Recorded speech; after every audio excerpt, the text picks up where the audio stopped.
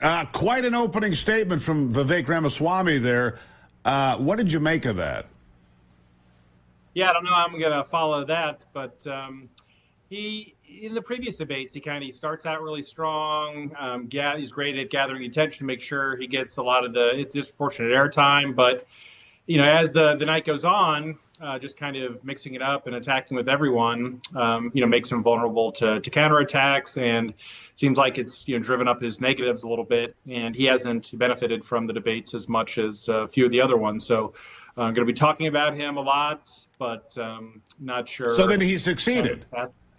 He succeeded in getting the attention, because that's the soundbite in its different variations, depending on how much people clip out of it, that I see all over media today. It's that soundbite of him saying, why would we have NBC here moderating? And I think that's a fair question.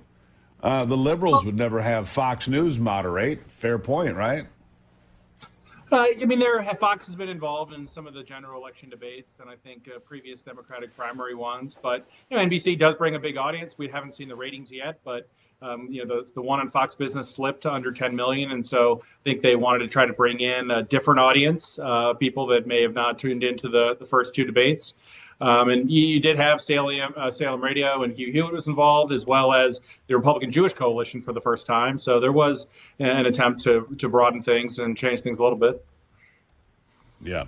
So Nikki Haley, the focus of many pointed comments last night. Of course, she's done well for her numbers as far as the debates go. And again, they're so far behind the front runner. I don't know if it makes a lot of difference. But Nikki Haley, when you're pulling that much fire from the people around you, means you must be doing something right. Correct?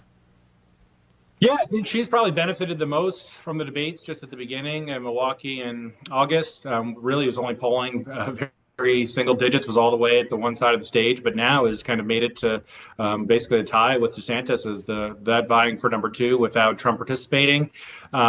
She had been out of government and joined the Trump administration briefly, but I think you saw some of the benefits of being an actual incumbent and a sitting governor in the debate last night. I thought DeSantis was able to talk about what he did with getting people back from Israel on his flights, or the action he's taken on China as the sitting governor of Florida, where Haley has been out of being the governor of South Carolina for many years, and so has a little bit of disadvantage there, but showed her experience as United Nations ambassador and some of the things she did there. So I think the top two coming in probably be the same thing. But as you started the segment with, they still are very far behind Trump, and unless something unexpected happens, doesn't seem like they can do anything in these debates to make up that large ground that exists.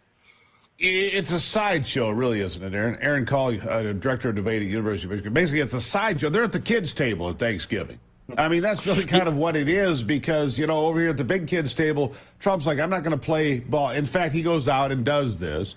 He had an event in Hialeah, Florida last night. It was packed. And he comes out and talks about everything under the sun in his perspective. They love him.